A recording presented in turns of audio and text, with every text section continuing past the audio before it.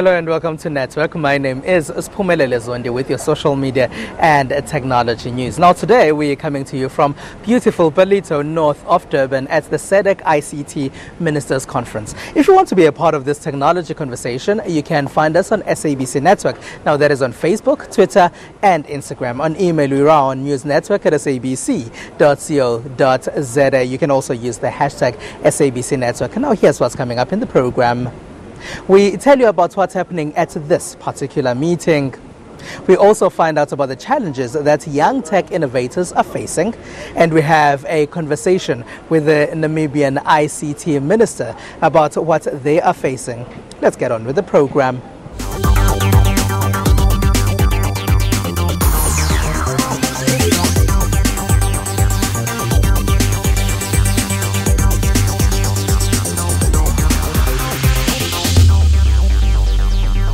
SADC ICT ministers are meeting right here in Ballito in Durban, where they are discussing the fourth industrial revolution and how they can help the African continent move forward.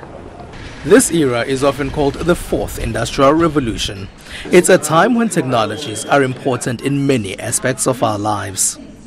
That's why South Africa, as current SADC chair, decided to host a meeting of ministers responsible for information communication technologies in the Southern African development community. We're here to elaborate how do we make sure that SADC and as countries of SADC will remain globally competitive and we're not left behind because of this innovation. The cost to communicate is often criticized as high. This often blocks innovation. Government says the price will eventually drop.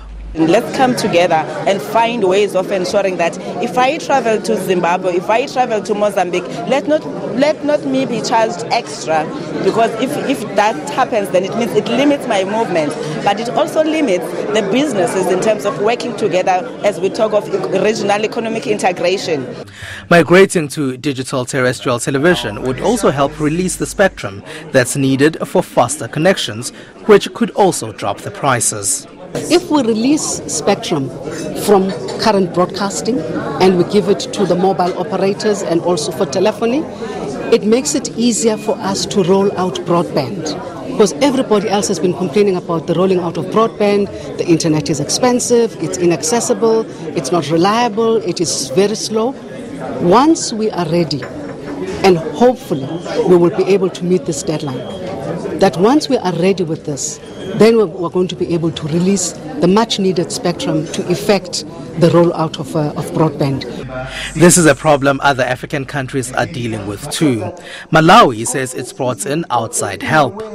We are also engaging a consultant, sitting together with network service providers and see how best we can save our people in view of the exorbitant prices charged when these services are being rendered.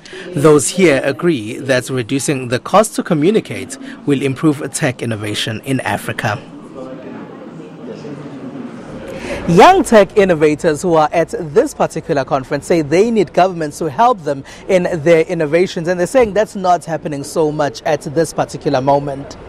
Entrepreneurs come up with new ideas that can help create new jobs.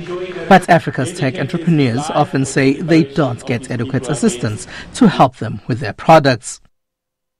You would expect that you'd get more help, especially from networks, that you're a local brand which is creating a device that competes with other larger brands out there, but seemingly you don't get as much support as you think, because you need to have a budget as big as those international brands to actually start competing, which now makes it harder, and you need to circumvent and mediate and find ways that these guys jump through loops that these guys ordinarily wouldn't have to jump. Some say it's even tougher for female techies. While a woman may have a cell phone, she may not use it to its fullest capacity to service her most immediate need. And as such, what that's done is have young women develop mobile apps to deal with money transfers. So you have your digital money, because it's not often that a woman's able to go to the bank and access money all the time. And so the springing up of mobile apps that deal with digital transfer of money, educational tools that are now app-based, are all speaking to the dire need that women need to engage ICT. African ICT ministers at this Durban gathering admit that there isn't enough support for young tech innovators, but they're adamant that this will change. Well, as government, you haven't done enough, let us confess to that. We have not done enough to support innovation. If you check right now, if you notice, most of the people are consumers. The device that we use, the technology that we use, including the applications, yet we have so many young people who are innovative that just need our support. It is the duty of any country to provide a legislation that will allow SMEs to survive even if there is competition. If the help doesn't come, then it will remain tough to compete with big tech companies that bring their products here with the assistance of massive marketing budgets. Governments from all across the African continent say they've come up with different ways. They are trying to assist in technology and the digital space in this fourth industrial revolution. Let's take a look.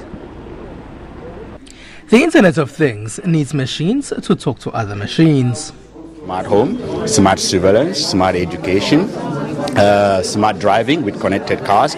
All these are areas that can be really applied in Africa. And then Huawei particularly is working together with the ecosystem to try to find solutions that will fit the African market. For instance, we know that the economy of Africa is based in agriculture, so we're working on a project that we call smart agriculture that will test the humidity of the ground and then will alert the farmers when to need water, and when the crop will need water and how many water the crop will need. This revolution is pivotal in the era that we're in. Africa has a lot of natural resources which can block those who made their money from them not to realize the potential in ICT. The SADC Secretariat says it is happy that this conversation is happening, as it often is a struggle to get so many ICT ministers to meet in one venue. So I think it's very important that we sensitize our leaders about the fourth industrial revolution. I believe our ministers meeting here in Zimbabwe have actually started the process towards the actual sensitization of that, and I think it's something that we're not going to break the momentum regarding going forward and actually getting the other sectors involved. Because Africa is mostly coming in late, there is a problem of a skills shortage. But the governments here say they will be improving on that. And we would want to make sure that the intellectual properties that we are able to have helps in innovating and creating business and factories and industries that will produce something. They say the challenge sometimes is getting telecoms providers to understand their vision, but telecom providers say they too want to help. They are more very open and want to those kind of latest technology. That's why you can see during today's meeting, a lot of the guests or ministers, they talk about the IoT. They talk about the big data analysis. This is the latest technology actually in the world. But the minister and the SADC officials, they already notice they must use this kind of brilliant technology. So I think that is a good incentive. From here, governments now need to implement some of what they discussed in these sessions in Zimbabwe. It is SABC Network on Facebook, Twitter and Instagram. Let's take a break. When we come back, we'll be back right here at the SADC ICT Ministers Forum taking place in Durban.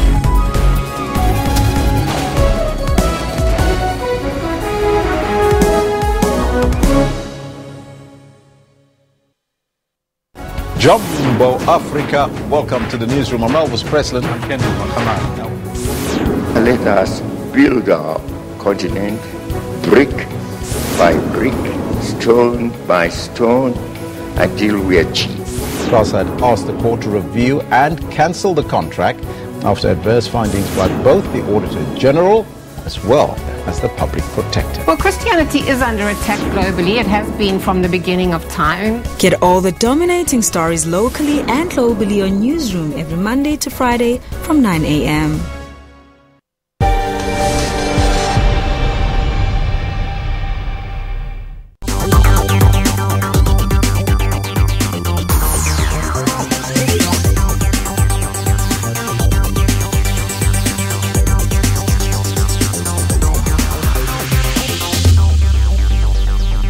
We are still in the SADC ICT Ministers meeting that's taking place right here in Palito, just north of Durban, where ministers from all over the SADC region have been talking about how to insist in improving ICTs in the Southern African region. Right now is the Minister of ICT in Namibia.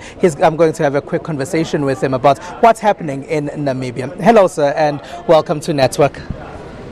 Yes, thank you very much.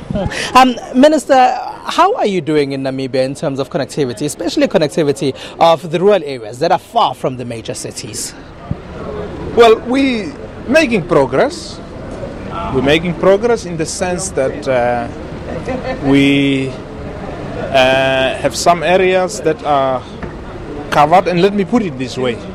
As far as radio is concerned, we over 80% covered, including the rural areas. As far as television is concerned, we are in areas where we have got network.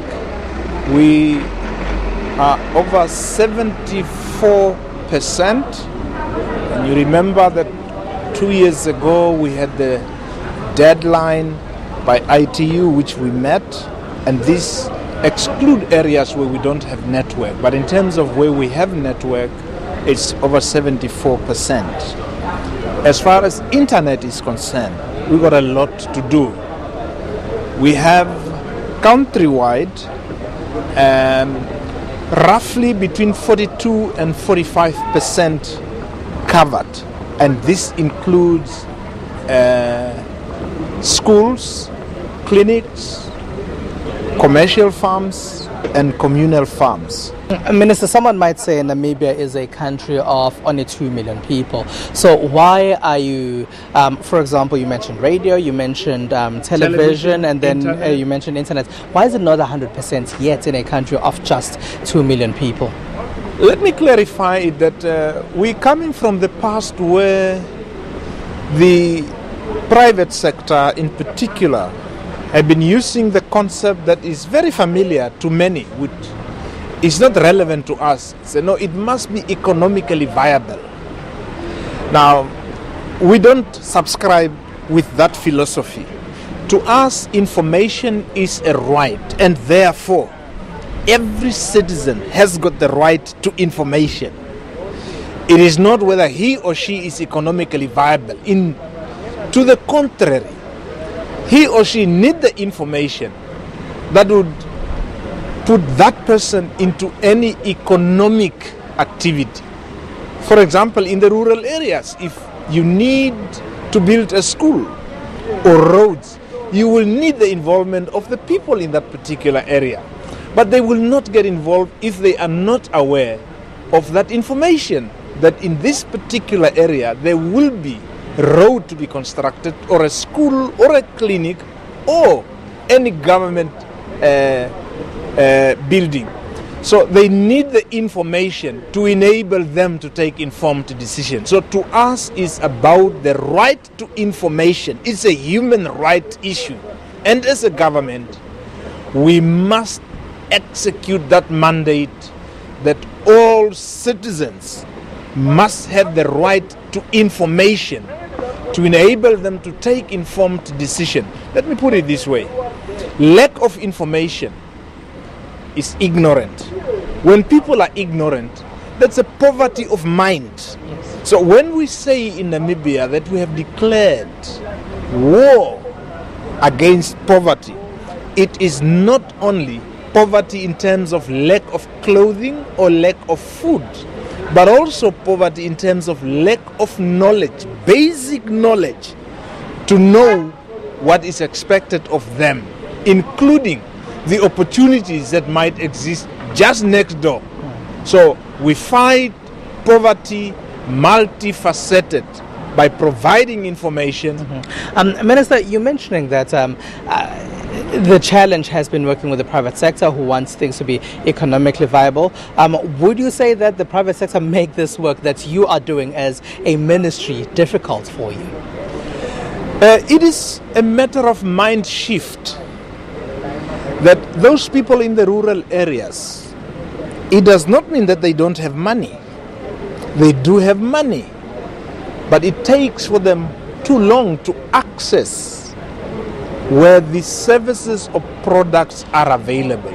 When you bring services closer to the people, so will you as a business person also take your products to them, that instead of them traveling long distances to pay for transport, you take the products closer to them, and in so doing, you are increasing your bottom line. Now you will have more customers to access your services. That is a mind shift. And that, fortunate, I must say, in Namibia, I can confidently say that progress is being made. The message is getting through because the private sector are really coming on board. And I am confident that in the next 24 to 36 months, I will have a different statement because the majority will have access to information, and that would bring development to those areas. Already now, as this 100% network coverage was launched, other areas have already said we can already feel because we are part of Namibia and nobody is left out. We are changing from the principle and the philosophy of excluding others for whatever reason, wrong or right, good or bad, into inclusivity. Now, inclusivity is very important for any development. Yes. This is like where you have a family of 10 people and there is only one person working in that family. So that one person must feed the 9 people. All right. Minister, now tell us about the memorandum of understanding you've signed with South Africa. What is it and how is it going to help you? Well, the memorandum of understanding that we signed with South Africa this afternoon is long overdue. This entails is a general framework on ICT, how we as two countries, as neighbors, can cooperate on ICT-related matters. That's the first part. The second one, as neighbors, revolves around the interference of the spectrums that we have. That would govern our relationship as neighbors, but also as SADC member countries. I said it is long overdue. We could not do it last year, 2016, we should have signed it.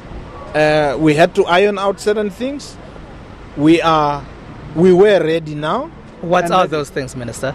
No, those things were that our colleagues in South Africa had to do some consultations with the Attorney General, so as Namibia to bounce this MOU with our Attorney Generals so that this memorandum of understanding does not conflict with our existing laws nor our existing other MOUs. So we had to realign them, that there is no problem when it comes to implementation. Oh no, we cannot implement it because this contradicts this other law or these other regulations.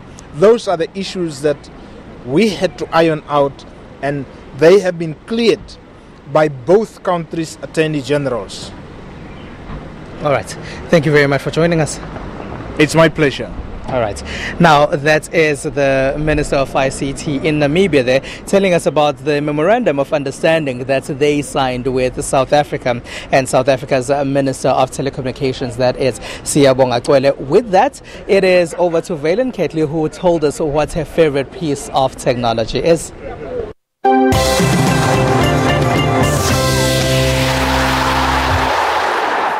Welcome back to the show. Thanks for staying with Morning Live. It's time now for your final sports bulletin. Williams returns to the World Top 5 for the first time since January 2011. Hi, my name is Valen Kirtley. I'm a sports presenter and producer on Morning Live. If I have to think gadgets, I think of those nice to haves. And one that I absolutely love is my Fitbit. I love running, I love road running, done 2 Comrades and 2 Oceans, and I love being out on the road. So when the Fitbit came out and I didn't actually have to put my heart rate monitor along my chest, I was super, super happy. So my favorite gadget, a Fitbit.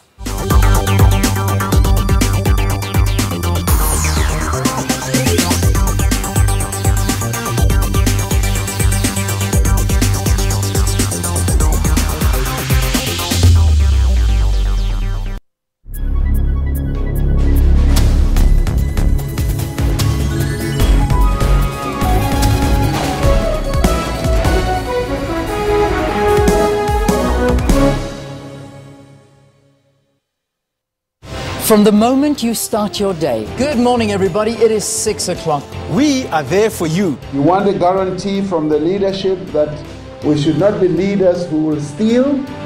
I'm prepared to give that guarantee that we should not steal from our people. We bring your morning into perspective. This is the reason they keep putting fees up. They're not getting enough money. We'll make sure that you get the full story. The police officers from specifically Moffat View Police Station, they support these brothels. What have you found upon your investigations on this matter? I cannot deny those allegations. And you can count on the weather team with expertise. Join us live at 6 a.m. daily.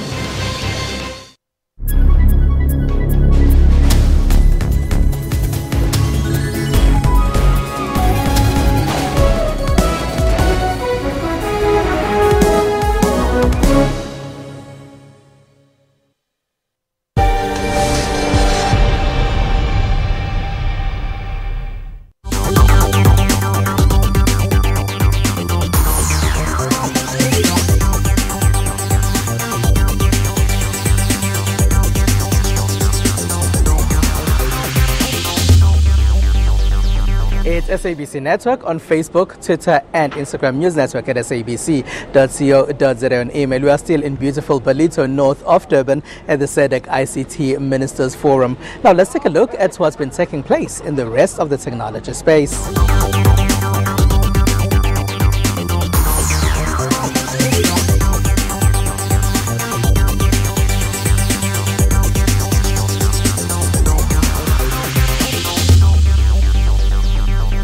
Scientists at the University of Edinburgh and Heriot-Watt University in Scotland have developed a new camera that can see through the human body to help doctors track medical tools inside the body. The camera sits above the patient. It could be handheld, so normal operating rooms, even outside or in the emergency room, or really importantly in places where they don't have x-rays. So imagine in Africa or rural areas. So the uniqueness is combining this detector technology in something that is really scalable and usable. The new device detects a source of light from inside, such as the illuminated tip of an endoscope. Until now, x-rays and other expensive methods have been used to track medical equipment during procedures. Early tests have shown the prototype device could track a point light source through 20 centimeters of tissue under normal conditions. Now to the US. Ford Motor Company and Domino's Pizza have announced that they will deliver pizzas to randomly selected customers in the Ann Arbor area in the Ford Fusion hybrid equipped with self-driving technology. We are a long way from self-driving vehicles being ubiquitous. We are going to see them roll out in specific fleets, specific purposes, but they're just not going to be everywhere, I suspect, for another decade. Customers will be able to track the delivery process via GPS and will receive text messages on how to retrieve their pizzas once the delivery vehicle has arrived. The delivery vehicles initially will be piloted by human drivers. A number of start-up delivery services, many of them funded by venture capital, have been experimenting with on-demand delivery of packages. This does, however, raise the question of legislature. The US House of Representatives voted on Wednesday on a sweeping proposal to speed the deployment of self-driving cars without human controls and bar states from blocking autonomous vehicles. Automakers and technology companies including General Motors and Alphabet Inc. self-driving unit Waymo have been pushing for new federal rules making it easy to deploy self-driving technology.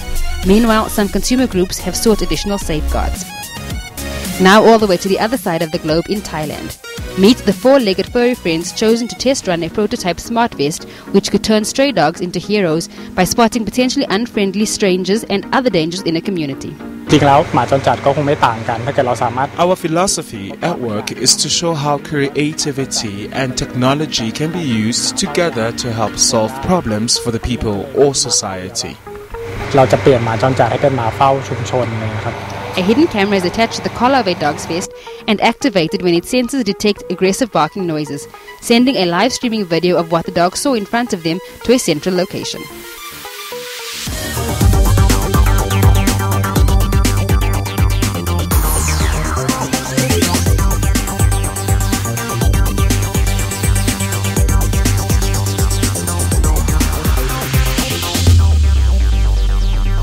So for the last couple of days, I've been playing around with this Nokia 3310. The first thing I realized is that it's yellow and not grey like the one I had as a child. I also realized that it has a camera now, but it's still not quite a smartphone. It's pretty much a basic phone that can crack easily, as I believe that the outside is plastic. It's a nice phone to have, but maybe it's a second or a third phone, or a phone to buy for a child who keeps on losing phones. It's not a phone that you should have as your main phone. That is the Nokia 3310.